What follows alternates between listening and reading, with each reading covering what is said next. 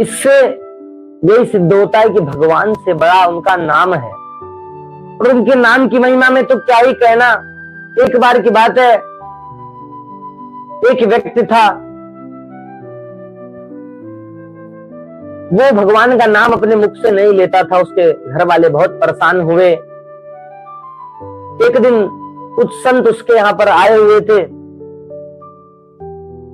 उसके घर वालों ने कहा कि ये प्रभु का नाम नहीं लेता, ये भगवान का नाम नहीं लेता, कुछ ऐसा करिए कि भगवान का नाम लेने लग जाए।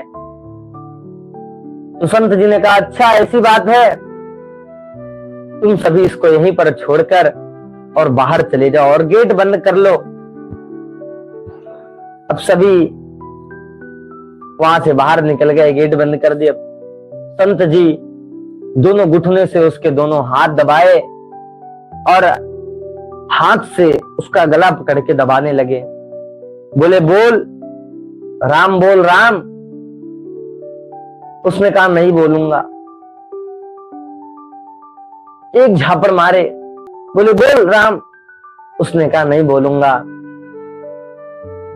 संत भगवान खींच के 3-4 मारे, बोले, क्या नहीं बोलेगा। उसको भी क्रोध आया और उसने क्रोध में कह दिया कि राम नहीं बोलूंगा। संत भगवान ने कहा कि देख, जो बुलवाना था वो तो हो ही गया, क्यों नाटक कर रहा था। बाहर आए, दिन बीते, उसकी मृत्यु हुई। यमराज के पास गया। यमराज ने कहा कि बताओ, क्योंकि वो यमराज से प्रश्न पूछने के लिए खड़ा था। यमराज जी ने कहा, बताओ क्या बात है। उसने कहा कि एक बार भगवान का नाम लेने से क्या होता है। यमराज जी ने कहा कि भगवान का नाम तो मैं भी हमेशा लेता हूं, परंतु मुझे यह ज्ञात नहीं कि एक बार नाम लेने से उनके क्या होता है। उसने कहा, अच्छा मुझे तो जानकारी चाहिए, अन्यथा मैं स्वर्ग नरक कहीं भी जाऊंगा नहीं, यहीं रहूंगा। धर्मराज जी बोले, चलो अच्छा। ब्रह्मा जी के पास लेकर के गए। ब्रह्मा जी से बोले कि प्रभु, भगवान के एक बार नाम लेने से क्या होता है। ब्रह्मा जी बोले, नाम तो भगवान का मैं भी लेता रहता हूं, परंतु ये तो मुझे भी नहीं पता। तो बोले कि जिसका नाम है उन्हीं के सबसे बड़े भक्त हैं भोले बाबा। चल करके भोले बाबा से पूछते हैं। तो भोले बाबा से जाकर के पूछे कि एक बार राम नाम लेने से क्या होता है।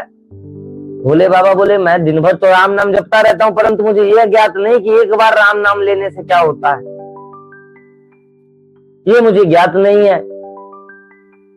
बोले, अच्छा तो फिर तो बोले, चलो विष्णु जी के पास चल करके पता करते हैं। विष्णु जी के पास आए। वो बोले, मुझे भी ज्ञात नहीं। तब सबने ये कहा कि अच्छा चलो, जिसका नाम है उसी से चल करके पूछते हैं। तो उस व्यक्ति ने कहा कि अब मैं थक गया हूं। तो त्रिदेवों ने और त्रिदेवों के साथ में यमराज जी ने मिलकर के उसे पालकी पर बैठाया और पालकी उठा करके लेके चलने लगे। जैसे राम जी के दरबार में पहुंचे तो राम जी स्वयं खड़े हो गए, क्योंकि उन्होंने तो ये देखा कि त्रिदेव हैं, साथ में यमराज जिसको पालकी पर बैठा करके ला रहे हैं, हो सकता है कोई बहुत बड़ा भक्त हो। भगवान राम स्वयं उसका अभिनंदन करने के लिए खड़े हो गए और उतर करके उसने प्रणाम किया। बोला कि एक बार आपका नाम लेने से क्या होता है। तो भगवान ने कहा कि अरे मूर्ख, तू ब्रह्मा विष्णु महेश और यमराज इन चारों के कंधे पर पालकी में बैठ करके मेरे सामने समक्ष खड़ा है, और एक बार मेरा नाम लेने से और तुझे क्या चाहिए। तो भगवान के नाम की महिमा तो अनंत है।